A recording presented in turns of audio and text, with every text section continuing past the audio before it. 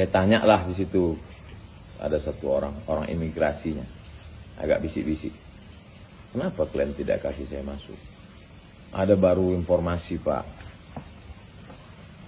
Informasi apa? Bapak teroris. Kenapa kalian kasih tahu sekarang? Kenapa tak dari kemarin? Informasinya baru sejam yang lalu. Ustadz Abdul Somad sempat dikabarkan ditahan dan kemudian dideportasi imigrasi Singapura. Dalam tayangan YouTube Hi Guys Selasa 17 Mei 2022, Ustadz Abdul Somad mengatakan dia bersama istri dan bayinya dari Batam pada Senin 16 Mei 2022 siang. Sesampainya di Pelabuhan Tanah Merah, UAS melihat waktu di jam tangannya pukul 13.30 waktu Indonesia Barat. UAS menuturkan dia pergi ke Singapura tidak hanya bersama istri dan bayinya, tetapi juga dengan rekannya. Sampai berita ini diturunkan, Ustadz Abdul Somad mengatakan dirinya tidak tahu mengapa dideportasi dari imigrasi Singapura. Padahal ia pergi ke negara itu hanya untuk berlibur. Apakah kami dianggap teroris? Apakah karena ISIS? Apakah karena bawa narkoba? Itu mesti dijelaskan, ujar UAS dengan tegas. Padahal seluruh berkas yang dimiliki oleh UAS sudah lengkap untuk masuk ke Singapura. Anehnya semua sudah keluar, termasuk sahabat dan keluarga, istri dan anaknya. Ketika saya mau keluar, tas ditarik oleh petugas imigrasi, tutur UAS. Tas yang dibawa Ustadz Abdul Somad sebenarnya berisi perlengkapan untuk sang bayi. Namun ketika dijelaskan, petugas imigrasi tak mengizinkan memberikan tas itu pada sang istri. Ketika UAS menunjukkan sahabat beserta istrinya, malah petugas imigrasi itu menjemput mereka untuk dideportasi bersama. Lalu Ustadz Abdul Somad dimasukkan ke dalam ruangan berukuran 1x2 meter seperti ukuran liang lahat. UAS dipenjara selama 1 jam, lalu baru digabungkan dengan keluarganya dimasukkan ke ruang yang lebih besar. Di ruangan itu, UAS dan keluarga serta sahabatnya ditahan selama 3 jam hingga ada kapal terakhir beroperasi. UAS mengajak seluruh warga Indonesia minta penjelasan mengapa perlakuan Singapura seperti ini. Biar jelas semua, kita bukan warga tak taat pajak, ujar UAS. Kabar penahanan UAS oleh imigrasi Singapura disampaikannya di akun Instagram resminya @ustadzabdulsomad_official. Belum diketahui apa penyebab Ustadz Abdul Somad atau UAS ditahan di imigrasi Singapura dan dideportasi. Jam 6.10 waktu Singapura meninggalkan Pelabuhan Tanah Merah. Sejatinya kami akan pulang besok tanggal 17 Mei meninggalkan Singapura, tapi kami semuanya dideportasi. Ayo kita dengarkan wawancara dengan UAS terkait dengan deportasi yang terjadi atas dirinya dan keluarga.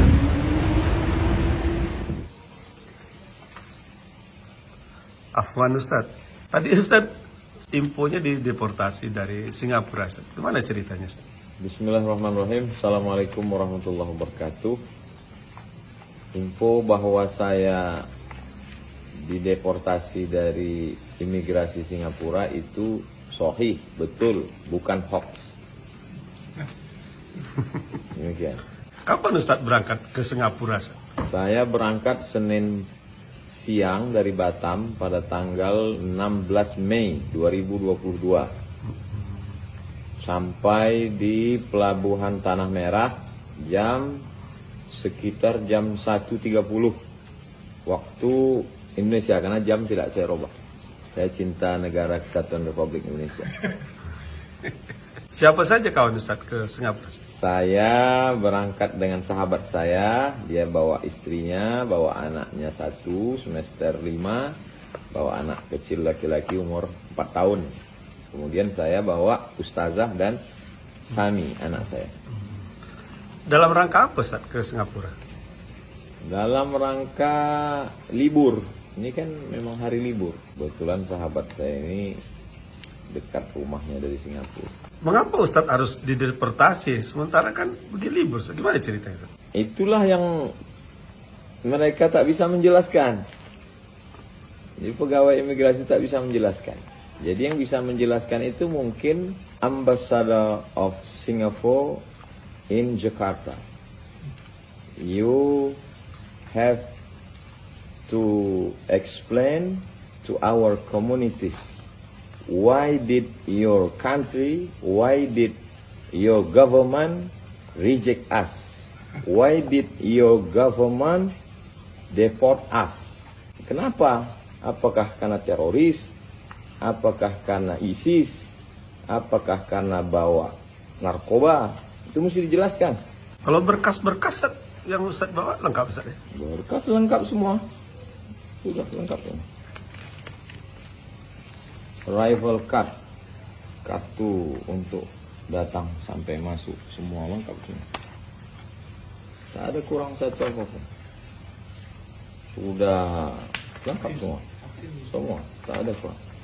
Udah sampai di stempel imigrasi, dia tidak stempel karena langsung di scan aja paspor, langsung dia scan. Habis itu kemudian cap jempol. Habis itu udah pas mau keluar, saya terakhir. Sahabat saya keluar, istrinya sudah, anaknya sudah, ustazah pun sudah, anak saya sudah. Saya yang terakhir. Begitu selesai mau keluar, baru di tas itu ditarik masuk. Bagaimana perlakuan mereka saat Ustadz ditahan itu? Jadi begitu saya mau keluar, kemudian ada satu pegawainya membawa tas saya itu. Saya disuruh duduk di pinggir jalan, di dekat imigrasi itu, lorong imigrasi. Duduk. Tas ini sebetulnya, tas ustazah, isinya keperluan bayi. Nah, jadi maksud saya mau mengasihkan tas ini ke ustazah yang udah lepas di sana. This bag for my wife, for my baby. Dia tak kasih koper nih. Tas ini tak boleh lewat ke sana. Padahal orangnya ada di situ. Jadi luar biasa juga orang Singapura. Tas pun tak dikasih, untuk bayi pun tak dikasih. Kemudian dia tanya, dengan siapa? Saya bilang, with my friend, my wife, anak saya, untuk holiday, bukan acara pengajian, bukan acara tabligh akbar. Saya menjelaskan itu maksudnya supaya dia tahu bahwa orang ini datang untuk jalan-jalan. Terus dia tanya, mana istrinya? Saya tunjuklah di sana. Rupanya mau dijemputnya. Tunjuk istri udah lewat dengan anak itu maksudnya supaya dia tahu, kita jelaskan. Oh, ini orang datang bukan mau kampanye pilpres. Ini orang ini datang mau jalan-jalan, mau liburan. Dia datanginya ke sana, kawan saya dengan anaknya, dengan istrinya. Rupanya mau dijemputnya, deportasinya semua. Dipisahnya. Saya dimasukkannya ke dalam satu ruangan, lebarnya semeter, panjangnya 2 meter, pas macam liang lahat. Di atas pakai 1 jam saya di situ, di ruang tuh, ruang kecil tuh. Habis itu baru digabungkan dengan yang kawan saya dengan anak-anaknya itu, dengan ustazah, dengan barulah tempat yang ramai. Kawan saya itu anaknya umur 4 tahun. Apa kata anak umur 4 tahun tuh? Kita ini di penjara ya. Anak 4 tahun tahu itu di penjara. 3 jam pula kami di situ. Sejam di ruang 1x2 tuh, 3 jam situ. Jadi dari mulai 1:30, 1:30, 3, 1:30, 4, 1:30 sore. Kapal terakhir baru dipulangkan. Emanglah orang luar biasa. Di dalam ruangan waktu itu, apa yang terpikir oleh Ustaz? Terpikir saya, negaranya ini kan kecil aja. Kencing kita sama-sama di Indonesia ini, diarahkan pipanya itu tenggelam dia. Kok sombong kali dia gitu. Padahal dulu diserang sama Demak. Coba aja bagaimana Temasik itu diserang sama Demak. Tunggang langgang. Itulah. Mereka ini kan sebetulnya pendatang dulu. Datang dia, tak bisa makan dia di negerinya sana. Datang dia ke situ, pakai peci, pakai baju, ada gambarnya pendiri negara itu. Habis itu dia berkuasa. Sebetulnya wilayah kita itu, wilayah kerajaan Melayu itu. Johor, Siak. Tapi karena kita tak punya kekuasaan, Itulah sepelenya mereka. Jadi memang intinya kekuasaan. Tapi nanti insya Allah sampai masanya, mungkin di zaman cucu-cucu kita berkuasa balik orang Melayu ini, mesti direbut negeri itu balik, biar tahu rasa dia. Pengajar ya. Jadi mengapa Ustadz dideportasi itu tak jelas ya? Itulah mesti dia jelaskan. Minta semua warga Indonesia minta penjelasan. Kenapa? Apa sebab deportasi? Dia tahu sih, tak jelaskan. Kenapa dia kurang berkasnya apa? Mesti dia jelaskan. Kita bukan warga negara tidak taat pajak. Datanglah ke kantor PBB. Kita bukan liar kita. Dulu memang saya pernah tidak masuk ke Timur Leste. Padahal sudah disusun acaranya dengan Pak Sanana Gusmao, dengan Uskup, kemudian Tablik Akbar. Sudah urutan acara. Begitu sampai di airport Timur Leste, tiba-tiba tak masuk. Kawan saya masuk, rombongan masuk, mereka masuk, saya tak masuk. Saya tanyalah di situ, ada satu orang imigrasinya, agak bisik-bisik. Kenapa kalian tidak kasih saya masuk? Ada baru informasi, Pak. Informasi apa? Bapak teroris.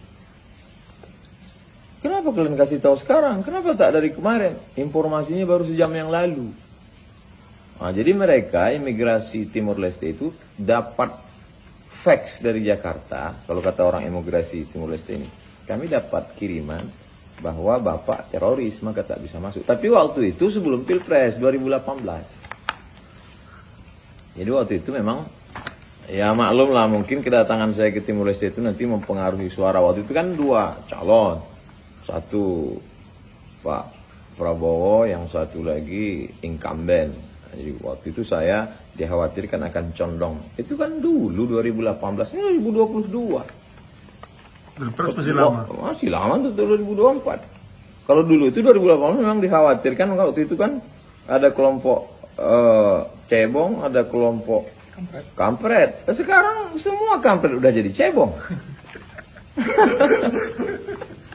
Apa lagi urusannya? Jadi saya khawatir Singapura file lama itu masih belum dihapus. Jadi masih ada lagi. Kalau ini masuk, ini jangan dikasih masuk. Belum mereka hapus. Jadi orang Singapura mesti update status. Kalian mesti update pengetahuan. Cari tahu ini orang ini siapa. Kalau kalian merasa informasinya tidak valid dari Indonesia, tanya Malaysia. Mana tahu orang Malaysia lebih jujur sedikit kan? Ini orang ini siapa? Abdul Somad ini kok bisa dapat gelar doktor dari Universitas Internasional Selangor? Tanya Brunei Darussalam. Abdul Somad ini kok bisa kalian kasih profesor? I'm a professor, visiting professor Islamic University Sultan Syarif Ali. Mr. Ambassador Singapore in Jakarta, you ask your neighbor, Malaysia and Brunei Darussalam, if you don't believe us. Kalau kau tak percaya sama informasi kami, kau tanya Malaysia, kau tanya Brunei Darussalam. Jadi kalian mesti update status. Oke, Ustaz. Terima kasih, Ustaz.